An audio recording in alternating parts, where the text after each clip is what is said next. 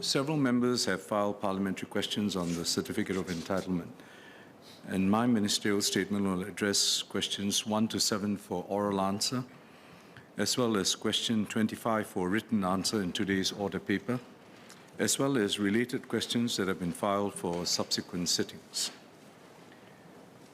So I will preface my reply to members' questions with an overview of our land transport system. To be complete, any discussion on COEs must be situated within the broader context of our land transport system, of which private cars are but one aspect. So to meet the transport needs of Singaporeans and enhance our living environment, we must address two key constraints: land and carbon emissions. Roads occupy 12% of our land, compared to around 13% for industry and 15% for housing. Our land transport system accounts for about 15% of Singapore's total domestic carbon emissions. We must make it much more sustainable as part of the national effort to achieve net zero emissions by 2050. Pre-COVID, about 14 million journeys were made every day across 4 modes: public transport, point-to-point transport, private vehicles, and active mobility. So that is the scale of the challenge. The government's aim is to build an accessible, inclusive, and sustainable land transport system that meets the needs of all Singaporeans. The best way to achieve this is through mass public transport. It allows the greatest number of people to get to their destinations with the least land take and carbon emissions. Our rail network serves around 3 million journeys a day, and it takes up less than 1% of our total surface area. In contrast, roads take up 12% of our land for 7 million journeys. This includes those made by cars, motorcycles, buses, as well as PHCs. Compared to driving an internal combustion engine car, taking the train reduces our carbon footprint by 90%. That is why public transport, mass public transport, is the core of our transport strategy, and our rail network is the backbone of our transport system. Today, 7 in 10 households are within a 10-minute walk of one of our 202 MRT and LRT stations. By the next decade, it will be 8 in 10 households. To achieve this, we are building an additional 100 kilometers of rail, almost a 40% increase from our current rail network. By 2035, we will have 8 MRT lines and 2 LRT lines interconnected and reaching all parts of the island.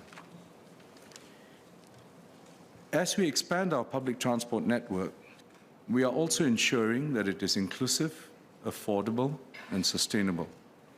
Today, all our MRT stations and bus interchanges, as well as 98% of our bus stops, are barrier-free, and the work is ongoing. Public transport, as we have discussed many times in this House, is heavily subsidized, and our public transport fleet will fully comprise cleaner energy models by 2040. We are also improving first-mile, last-mile connectivity with extensive infrastructure for cyclists and pedestrians. By 2030, the island-wide cycling path network will more than double to about 1,300 kilometers. Through LTA's Friendly Streets initiative, we will work with the local communities to create more pedestrian-friendly facilities within residential neighborhoods. More broadly, LTA and fellow government agencies are integrating land transport and urban planning strategies to enhance the livability of our city by bringing jobs closer to homes, developing lifestyle and amenity hubs near transport nodes, and making public transport and active mobility convenient for the daily commute.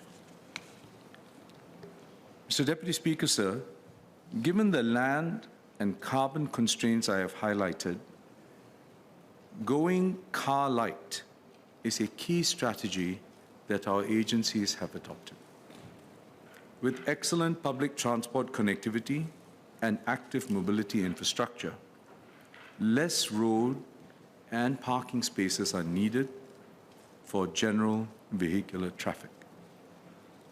This is the car-lite future that we envisage as we plan and redevelop our precincts to prioritize pedestrians, cyclists, and public transport users and lessen the need for and use of private cars.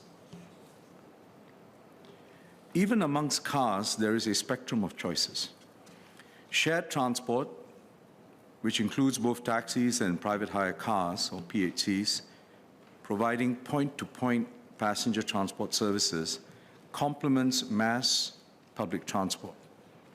They provide a useful alternative to car ownership for those who may need access to car-like services, whether chauffeured or self-driving.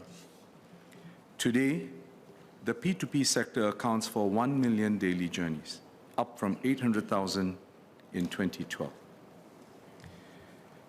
With zero growth in our car population, such shared transport, including car-sharing services, allow for a more efficient and inclusive use of our roads, serving the needs of many more Singaporeans as compared to individually owned private cars. The total PHC population has averaged around 70,000 since 2019, with some fluctuations due to COVID-19 and the subsequent reopening of Singapore's economy. As a proportion of the total car population, PHCs have remained at around 10% the past 4 years. In fact, the period when we saw the fastest growth in PHC numbers was between 2015 to 2017, when it increased from 30,000 to almost 70,000. There was no commensurate upward pressure on COE prices in that period. Conversely, while COE prices have been rising over the past several quarters, demand from PHC companies has in fact been moderating. PHCs are a flexible way to augment the supply of point-to-point passenger transport, giving commuters more choices while serving a much wider segment of society than private cars. So we should be careful when making calls about imposing caps, sometimes arbitrary, on the PHC population. That said, the PHCs are a relatively new development. The P2P regulatory framework, for example, only commenced in 2017, and COVID-19 has also caused some disruption in the market. So we are studying this further to ascertain the effect of PHCs and whether or if there is in fact any impact on the market. On private car ownership, there are encouraging trends, especially among our youth. According to a Straits Times survey, the percentage of youth who aspire to own a car has fallen from around 65% in 2016 to around 50% in 2022. More than 75% of the respondents cited ready access to public transport as the reason why they did not aspire to own a car. Nevertheless, Mr. Deputy Speaker, sir, we do recognize that there is still a desire to own a car. For some, it is a necessity. For others, a useful option. Yet others, an aspiration. Hence, it's quite understandable that members have raised questions on the COEs and prices. COEs are a key feature of our vehicle quota system. the VQS is essential for us to achieve our zero growth rate policy objective for cars and motorcycles. It is the principal tool to manage ownership, as recognized in the 1996 White Paper on creating a world-class land transport system. The vehicle quota system fundamentally works through supply and demand forces to efficiently allocate a scarce resource, COEs. The system also incorporates progressivity considerations by having different COE categories. In fact, when the COE system first started in 1990, there were 4 categories for cars. The number of categories was reduced to the current 2 in 1999 to address concerns over the relatively small quota supply and resultant volatility, as well as limited choices of cars in some categories. Category E, which is the open category, was retained to allow for changing preferences and needs in vehicle types over time. Mr. Liang Yinghua has asked if there are plans to review the COE system. On the whole, the system continues to serve our policy objective of efficiently allocating the limited supply of COEs. However, over the years, the Ministry of Transport and the Land Transport Authority have made various refinements to the VQS system to ensure its relevance and efficacy without forsaking the core policy intent. The power rating criterion of 97 kilowatts was introduced in 2014 for the mass market Cat A, so that car COE categories are differentiated not just by engine capacity. Last year, as more electric car models became available in Singapore, we increased the power output threshold for Cat A COEs to 110 kilowatt hour in order to accommodate mass market electric cars. On Mr. Leong Man Wai's question, between 2018 and April this year, the median open market value, or OMV, for Cat A cars for each year was just over half of the median OMV for Cat B cars in the same year. So in other words, if I can put it the other way, Cat B OMVs in the median is about 75% higher compared to the median in Cat A. So there is a clear differentiation, although it may not be a complete dichotomization of the market. And we will continue to monitor and review the differentiating criteria between categories A and B as the technology evolves. Ms. Mariam Jaffar and Mr. Saktiandi Supat asked about Cat D COEs for motorcycles. A key feature of the motorcycle market is that dealers bid and hold the temporary certificates of entitlement, or TCOEs, in their own name before transferring it to a motorcycle buyer. This is a deliberate design feature because it provides convenience for buyers who can readily purchase a motorcycle. This is unlike the car market, where bids are primarily in the name of the buyer. The prospective car buyers who need immediate access to a car, in other words, a bid was not submitted in their name, can rely on Cat E COEs, where there's some flexibility. As I explained at my ministry's Committee of Supply debate this year, about 450 Cat D temporary COEs that were secured when prices were close to or above $13,000 were subsequently left to expire when COE prices fell. To Ms. Mariam Jaffar's query, the expired TCOEs were held by more than 50 dealers. And of course, those with a bigger market share contributed more. But there is a spread. The TCOE utilization rate subsequently went back up, with the market correcting when it could not support the prevailing prices. And this is what we mean by the market working as intended. In other words, it responds to price signals, upwards or downwards, and then there is a reallocation. Nevertheless, to improve allocative efficiency and deter any speculative bidding, we made further moves recently to increase the bid deposit from $800 to $1,500 and to shorten the TCOE validity period from 3 months to 1 month. Let me now address some of the specific questions raised by various members about car COE prices.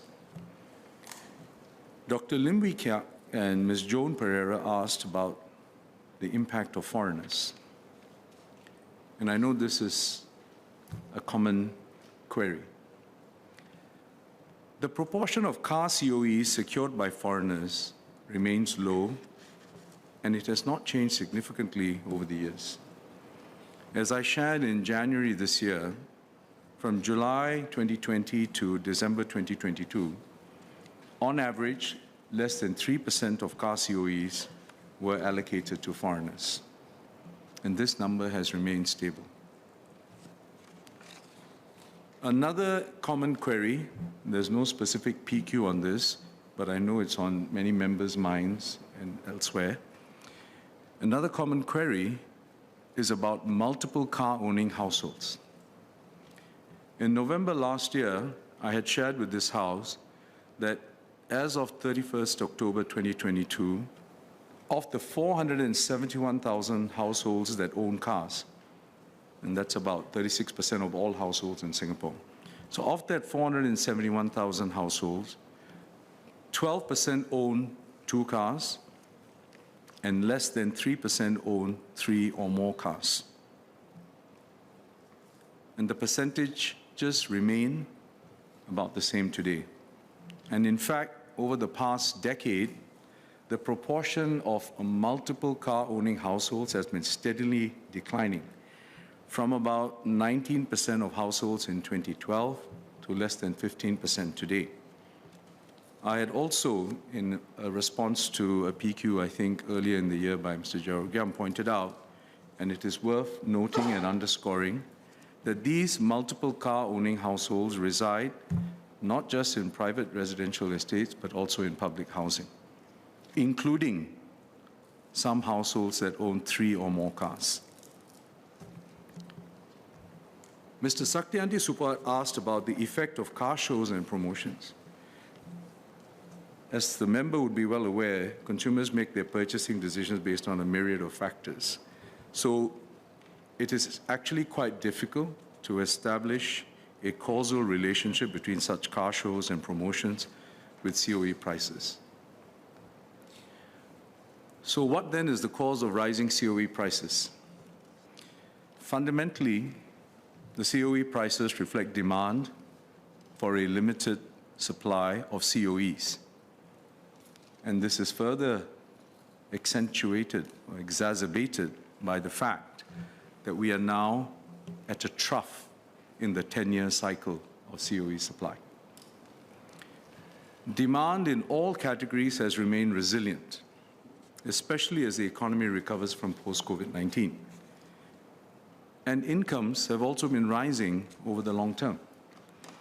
As was observed in Professor Raymond Ong's article in the Straits Times on the 7th of May, the ratio of COE prices to median monthly household income has fallen from 11 to 1 during the previous COE price peak in 2013 to 9:1 today.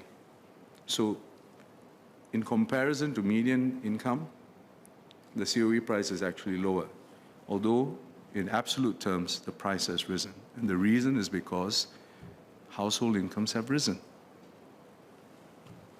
As household incomes continue to rise in the coming years, coupled with our policy of zero growth in car population, we must expect the long-term trajectory for COE prices to be upwards. COE supply, in turn, is determined primarily by car deregistrations in preceding quarters, which has been relatively low of late. Over the past few months, the Ministry of Transport has made several moves to reduce volatility in quota supply. Instead of just the preceding quarter, we first adopted the average of the preceding 2 quarters in August last year, and now use the moving average of deregistrations in the 4 preceding quarters to compute COE quotas for the next quarter. These moves have helped to mitigate quarter-on-quarter volatility. We also expect the COE supply to start increasing substantially in the coming months as more cars reach the 10-year mark. Notwithstanding this, MOT and LTA have studied if there's more that we can do to smoothen the supply of COEs in categories A and B, while adhering, importantly, to the cap on the overall car population over the 10-year cycle. Consequently, as a one-off exercise, LTA will bring forward and redistribute the supply from 5-year COEs, which are due to expire in the next projected supply peak.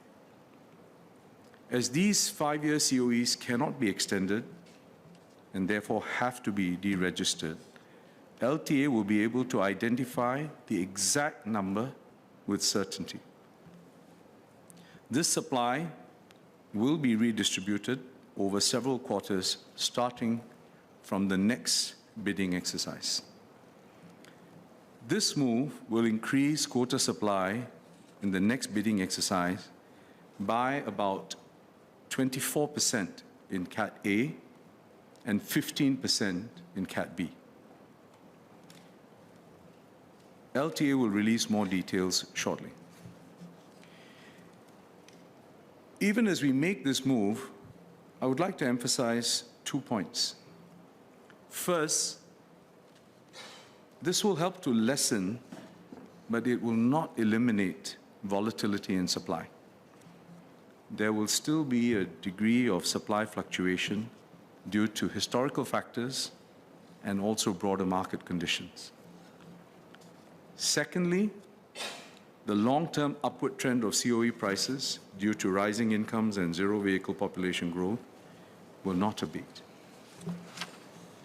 So, Deputy Speaker, sir, as we seek to improve the efficiency of the COE system with these measures that have been already undertaken over the years, it is important that we do not lose sight of our goal of becoming a car-lite society with accessible and inclusive transport for all Singaporeans. The COE system helps us to make our transport system more sustainable and our living environment better for all. As Singapore develops and grows, Singaporeans' transport needs will continue to evolve, and our transport policies must move in tandem while paying heed to our key constraints. The government is committed to developing the necessary policies and infrastructure to build a car-lite, accessible, inclusive, and sustainable transport system to meet the diverse needs of Singaporeans. It is part of our social compact, anchored by the values we hold as a society. Ultimately, our success in realizing that vision rests in the commuting choices that every Singaporean makes every day. Thank you, Deputy Speaker.